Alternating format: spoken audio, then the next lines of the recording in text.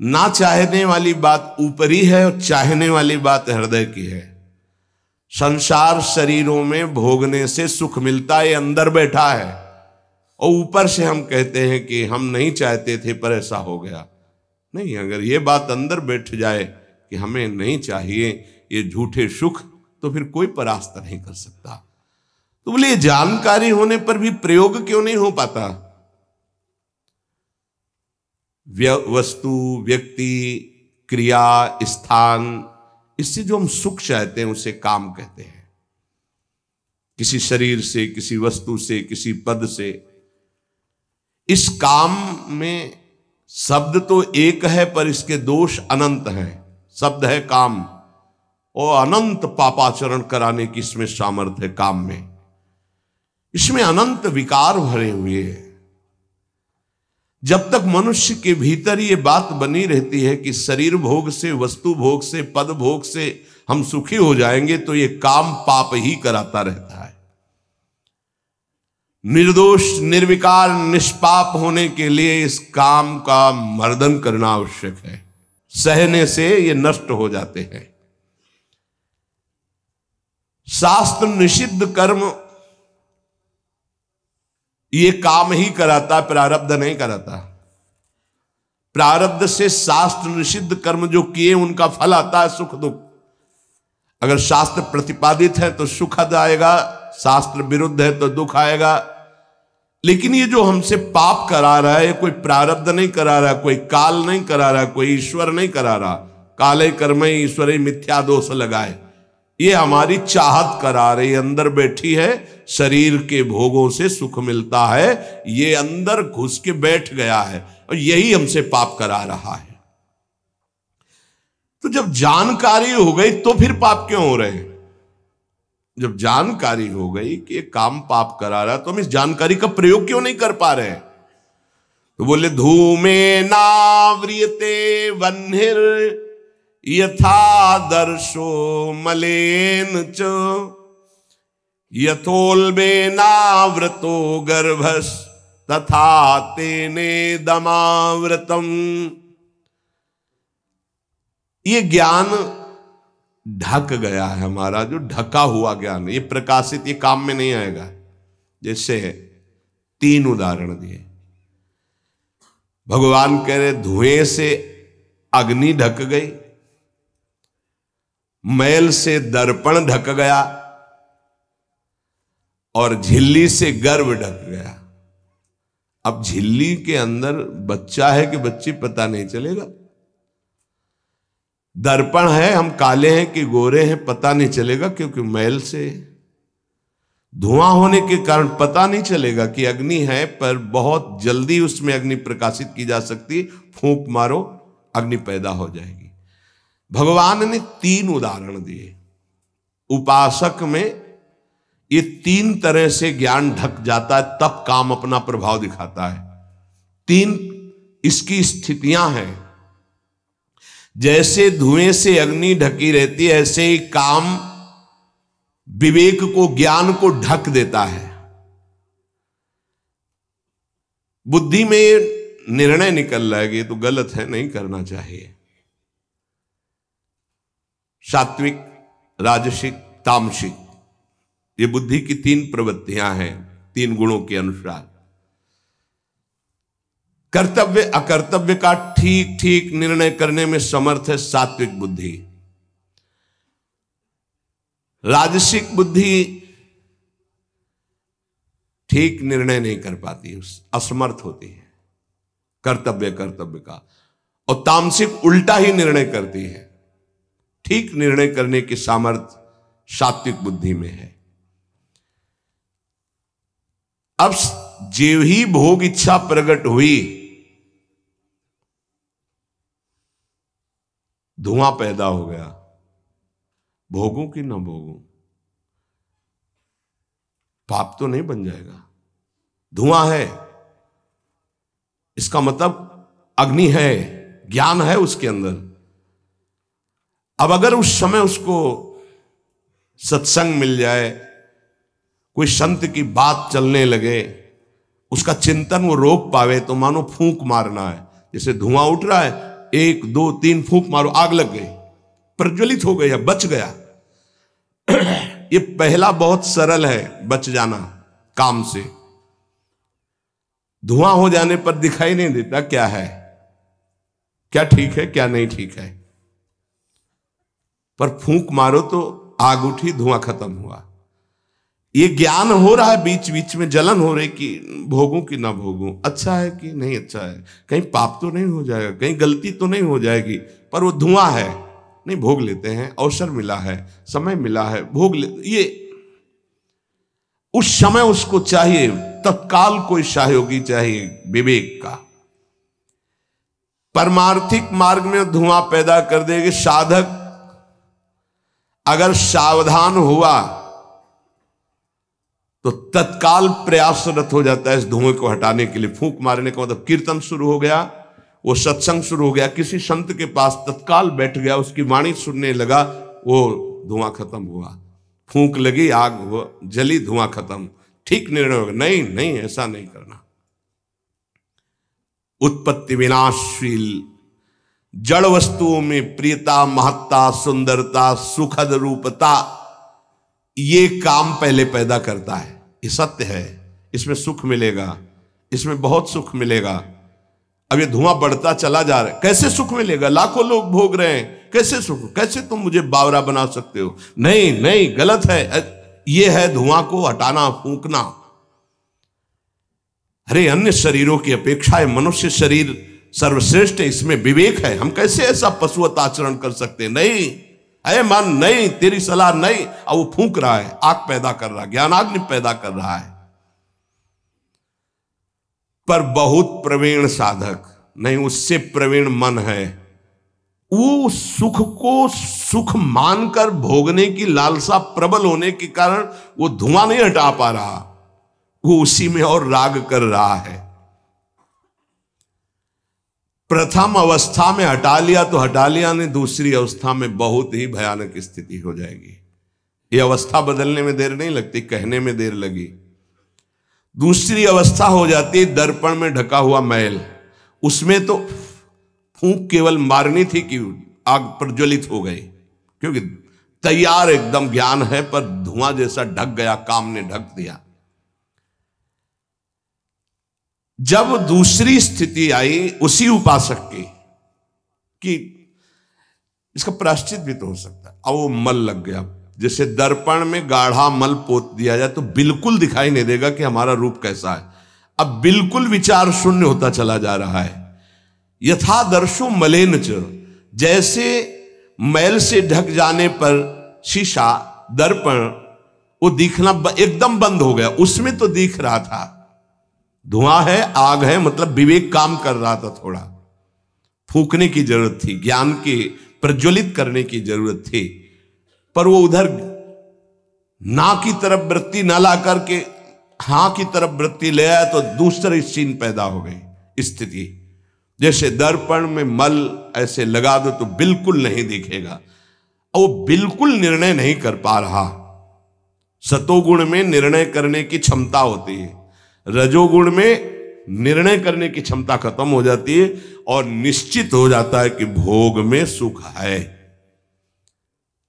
ऐसी कामना का वेग बढ़ा तो ये भूल गया कि मैं साधक हूं, मेरा कर्तव्य क्या है, मैं अकर्तव्य करने जा रहा हूं, ये भूल गया। क्योंकि जैसे दर्पण में ढक गया तो भूल गया, दर्पण में दिखाई देता मैं कौन हूं, तो ज्ञान रूपी दर्पण ढक गया काम से, अब ये उसकी सोच ही खत्म हो गई।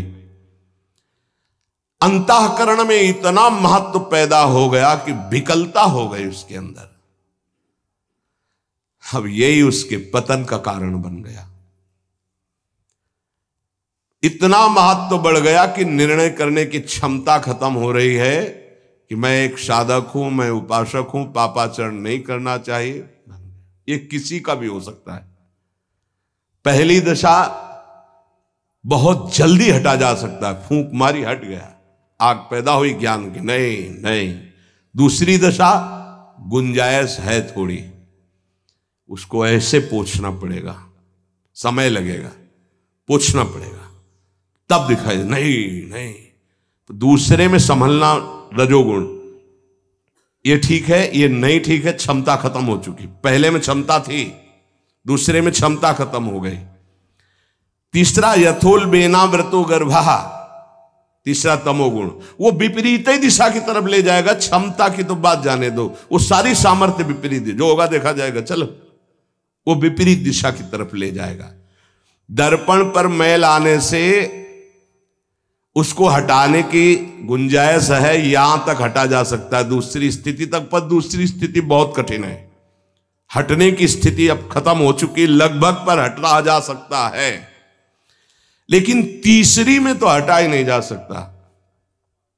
जैसे झिल्ली से ढके गर्भ का ये पता ही नहीं है कि बच्चा है कि बच्ची है, ऐसे तृतीय अवस्था में ये पता ही नहीं रहता मैं गलत कर रहा हूं या गलत करने जा रहा हूं। विवेक ही काम नहीं करता, वो उसे सुख और अपना जीवन मान लेता है। अगर उस कामना में बाधा पड़ी तो तमोगुण की वृत्ति बढ़ जाती है और क्रोध पैदा हो जाता है। क्रोध जब अपना स्वरूप धारण करता है तो हिंसा पैदा कर देता है, सम्मोह पैदा कर देता है। सम्मोह स्मृति का नाश किया और बुद्धि भ्रष्ट हुई, नष्ट हो गया साधक। ये सर्वनाश करने वाला काम।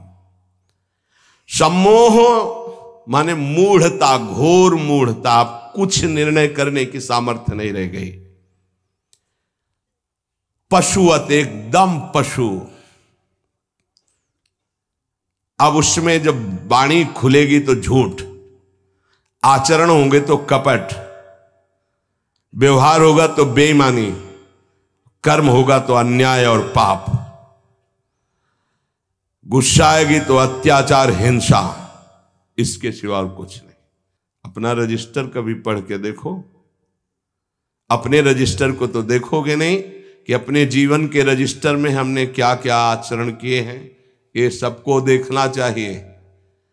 ये बात समझने की है, थोड़ा कड़वाहट जरूर है कि हम सब तत्काल भगवान को दोष देने लगते हैं, लेकिन भगवान चीख चीख के वर्णन कर रहे हैं, ऐसा मत करो इसका परिणाम ये है, ऐसा करो इसका परिणाम ये है। तो जो कह रहे हैं करो वो तो हम कर नहीं रहे, जो कह रहे हैं नहीं करो वो हम कर रहे हैं। तो उसका जब परिणाम आता है तो हम भगवान को कोसते हैं। बंबूल बोओगे तो उसमें दाग छुहारा नहीं लगेंगे, कांटे ही लगेंगे।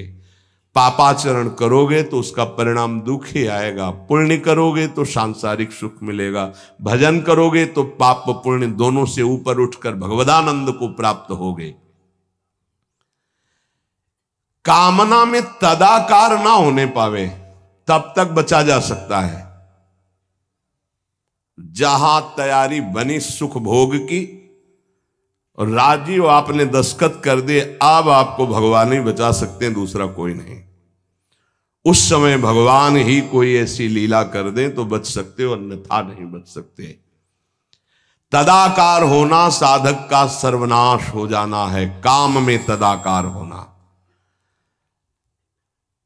1 2 4 बार अगर आप ऐसी अवहेलना करेंगे तो आपका साथ देगा आपका हृदय और जलेगा, धिक्कार करेगा, बार बार कहेगा गलत है, कान पकड़ेगा, अब की बात नहीं। आगे बढ़ गए, ज्यादा मलिन हृदय हो गया तो आनंदित हर्षित होने लगेगा, आज ये भोगा कल वो भोगूंगा, और वो पापाचरण में हर्षित होकर आगे बढ़ जाता है। ये बहुत बुरी स्थिति होती है। जब तक साधक का हृदय धिक्कार देता है तब तक तो निकलने के चांस रहते हैं कि गलती को गलती मानता है और बार बार कहता है अब नहीं करूंगा। वो विवश होकर गलती हो रही पर वो कह रहा नहीं करो, ये निकल जाएगा, आज नहीं तो कल निकल जाएगा। लेकिन जो राजी हो गया है, जिसने इस महान पाप को अवगुण को गुण मान लिया है, निकलने की संभावना नहीं, क्योंकि तदाकार होकर उसी में लग गया है। तथा तेने दमावृतम, कामना और इसकी ये 3 अवस्थाएं हृदय में आती हैं।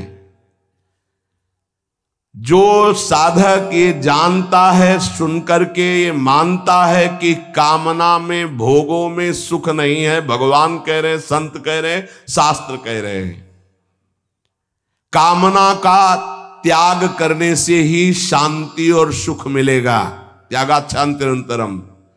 कामना आते ही फूंक मार दो तो धुआं नहीं बढ़ पाएगा और दूसरी दशा नहीं आ पाएगी, दूसरी स्थिति काम पैदा नहीं कर पाएगा, वो दर्पण में मैल। तीसरी में तो सवाल ही नहीं उठता कि बच जाओ। परमार्थ का रुचि रखने वाला साधक कामना को पहचानना सीखे और जहां काम अंदर आवे तत्काल उसको नष्ट करना सीखे। नष्ट करने का उपाय है नाम कीर्तन, भगवत गुणगानवाद, सत्संग, श्रवण। किसी संत के समीप तत्काल बैठ जाओ, किसी साधक के समीप, और चर्चा करने लगो। काम की नहीं, भगवत चर्चा। ये भी बताने की जरूरत नहीं कि मेरी स्थिति गड़बड़ है, थोड़ा मुझे, कुछ नहीं, उसकी चर्चा नहीं। अगर ऐसा बोले तो उसकी सत्ता दृढ़ होगी। शांत, थोड़ा मन विक्षेप में आया, ऐसा लगा कि आपसे वार्ता करें तो थोड़ी देर आप सुनाइए, गोपी गीत सुनाइए, आप चतुराशी जी का थोड़ा कुछ, आप कुछ प्रभु के विषय में कोई सिद्धांत की चर्चा, सत्संग लगा दीजिए, सत्संग सुनने लगिए, एकांत से हट जाइए, बाहर मैदान में आ जाइए। तो किसी भी तरह से आपको उस समय बदलना है, चिंतन बदलना है। भगवान ने काम की 3 अवस्थाओं का वर्णन किया। ये वर्णन करना केवल आपको पहचान बताने के लिए है। कामना शब्द बोलने में देर लगती, बढ़ने में देर नहीं लगती। इतनी तीव्रता से वो प्रथम से दूसरी, दूसरी से तीसरी, और वो क्रिया में उतार देगा। इसीलिए हानि हरिवंश के नाम अंतर पड़े, लाभ हरिवंश उच्चरत वाणी। नाम चल रहा है तो विवेक ठीक है, वो बचा लेगा आपको। कामना के बढ़ने में देर नहीं लगती। कामना बढ़ने पर फिर कोई विचार की गुंजाइश नहीं रह जाती, अनर्थ परंपरा चल पड़ती है। पाप, संताप, दुख, कामना, फिर ऐसा कि आप 100 बार कसम खाएंगे फिर वहीं फिसल कर खड़े हो जाएंगे। देख लीजिएगा, 1000 बार प्रतिज्ञा करेंगे, एक नहीं 1000 बार, और काम वहीं रौंद के गिरा देगा, पक्का। पहली कदम पर यदि से रोकना सीख गए तो बाहर निकल जाएंगे। और हरि शरणागत है तो निकलना तो पड़ेगा ही, वहां टिकने तो देंगे नहीं। हरि इतने कृपालु है, पक्का जलाकर तुम्हारे हृदय को वहां से भगाएंगे, पक्का भगाएंगे। नहीं नहीं, आज से अब नहीं, ऐसी गलती नहीं करूंगा, ऐसी गलती नहीं करूंगा, हे प्रभु क्षमा कर दो, चलो। और जहां फिर क्षमा हुआ तो फिर वो जब हृदय में उमगन आई तो फिर उधर ही की तरफ भागता है। फिर वो ऐसी दीवाल बनवाते हैं, चुनवाते हैं आसपास कि रास्ता बचेगा तो एक ही, हरि शरणम, दूसरा रास्ता नहीं। इसीलिए भगवान का आश्रय लेकर भक्ति करने वाला उपासक बहुत जल्दी विजय प्राप्त कर पाता है इन विकारों पर, अन्यथा मार के गिरा देते। बहुत बड़े विजयी योद्धा हैं, काम, क्रोध, लोभ, मोह, मद, मत्सर। हरि बचावे। वैसे कहा भी है हरि ने कि मामेवे प्रपद्यन्ते माया में ताम तरन्ति, मेरी शरण में आ जाओ तो बच जाओगे। समस्त दोषों का नाश, समूल काम का नाश, समस्त संबंध विच्छेद, एकमात्र भगवान का आश्रय लेकर भजन करने से हो जाते हैं। घबराना नहीं। प्रार्थना है अपनी तरफ से, 1000 बार फिसल जाए तो 1001 बार भी हिम्मत रखें, पड़े ना रहें। आखिरी श्वास तक हम बाजी जीतने की कोशिश करेंगे, क्योंकि ये खिलाड़ी किसी और के नहीं, हरि के ही हैं। ये काम, क्रोध, लोभ, मोह, मद, मत्सर किसी और की सामर्थ्य से सामर्थ्यवान नहीं, मेरे स्वामी की ही सामर्थ्य से सामर्थ्यवान है। जिस दिन हमारा अहम धूल धूसरित हो जाएगा तो 1000 के बाद भी हम उन पर विजय प्राप्त कर लेंगे। इसलिए किसी भी स्थिति में कोई भी उपासक निराश तो होवे ना। प्रशंसनीय वो है जो इस समय विकार से लड़ रहा है, हर विकार को रौंद रहा है और अपने हृदय की मलिनता को सामने रख रहा है। कौन है हृदय की मलिनता को रखता है? प्रशंसनीय वो है इस समय जो अपने जीवन को संभाल ले। भगवान की असीम कृपा है उन उपासकों पर जो यौवन अवस्था को पवित्र करके चला रहे हैं। सातरति सातरति सा लोकांतारति। आप प्रभु के लिए इतनी जलन सह रहे ना, वो बहुत कृपाल है, वो देख रहे, एक एक सेकंड का हिसाब होगा। आप लोग ऐसा ना समझे कि आप जो कष्ट सह रहे हैं, आप जो जल रहे हैं, आप जो बेगों को सह रहे हैं, तो इसका कोई परिणाम नहीं, भगवान बिक जाएंगे। ध्यान रखना, वो देख रहे हैं, उनके लिए तुम सह रहे हो, उनके लिए सह रहे हो। समस्त विषयों का आक्रमण साधकों के हृदय में, तो वो क्या जाने विषय पुरुष, जो मनाया सो खा लिया, जो मनाया देख लिया, जो मनाया भोग लिया, जो मनाया सूंघ लिया। चलो एक साइड में आके देखो, तब तुम्हें पता चलेगा। इसलिए हमारी प्रार्थना मानना, कभी भी किसी भी स्थिति में उदास, निराश और कदम पीछे मत हटाना। आखिरी श्वास तक योद्धा दुश्मन को परास्त करके विजय श्री की आशा रखता है, और हमारी आशा इसलिए पूरी होगी कि हमारे साथ प्रियालाल है। नागरी दासी जन्म जितायो, बलिहारी बलिहारी। ये क्या जाने, ये तो जरा सा छींक दोगे तो तैयार हो जाएंगे हो हल्ला मचाने में। ये साधना जानते हैं क्या? ये चढ़ाई चढ़े हैं क्या? कि फिसलने वाला कितना मेहनती होता है, जो चढ़ के जाना चाहता है फिसल रहा है, उसे कौन जानता है। इसीलिए बड़े बड़े महापुरुष इस बात को, साधकों को प्रोत्साहन देते रहते। विषयी जी थोड़ी जानते, विषयी जी तो जरा सी बात हुई ना तो तोप बना करके, वो अपना रजिस्टर देखो पूरा काला, कभी नहीं वो देखेंगे लौट के। हाँ, एक बिंदु अगर कहीं छिट्टी आ गई है ना तो हो हल्ला मचा देंगे। साधक ऐसा, साधक है। 1000 बार परास्त होने पर भी हमारा वो उदासीपन नहीं आना चाहिए, निराश नहीं होना चाहिए। चूक गए, इस बार भी चूक गए, आगे बढ़ेंगे, रौंदेंगे हम हरिनाम के बल से। हरसि हरिनाम जपत जय। निराशा नहीं आनी चाहिए अंतिम श्वास तक, क्योंकि युद्ध किसी साधारण से नहीं हो रहा। भगवान की शक्ति से संपन्न ये षड विकार हैं, कोई छोटे मोटे। भगवान के पुत्र बने जाकर कृष्णावतार में प्रद्युम्न कौन है? कामावतार, साक्षात काम प्रद्युम्न के रूप में अवतरित हो, भगवान के पुत्र रूप में। ये भगवत शक्तियों से संपन्न है, तो भक्त के ऊपर क्यों आक्रमण करते हैं?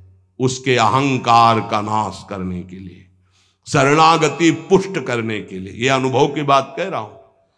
शरणागति में जहां कच्चाई होती तो वीर योद्धा घेरते हैं आसपास, तो हमारा मन भागता है प्रभु की शरण। त्राहिमाम, तो कहते आओ, हम ही ने तो लगाया है इनको, नहीं हम ना लगाते तो तुम अहंकार से फैल जाते। आओ, सच्ची कह रहे हैं, काम क्रोध लोभ हमारे बड़े सहायक हुए।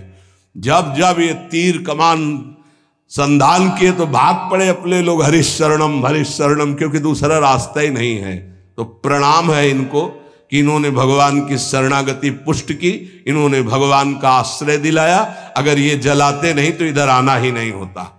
और ये भगवत शक्ति से संपन्न बच सकता है तो भगवत शक्ति संपन्न ही बच सकता है, दूसरे की सामर्थ्य नहीं। हजारों बार यदि हारेंगे तो हमारे अंदर कहीं अहंकार है, इसलिए नहीं। अहंकार रहित पर इनका कहीं किसी भी तरह का प्रभाव नहीं होता।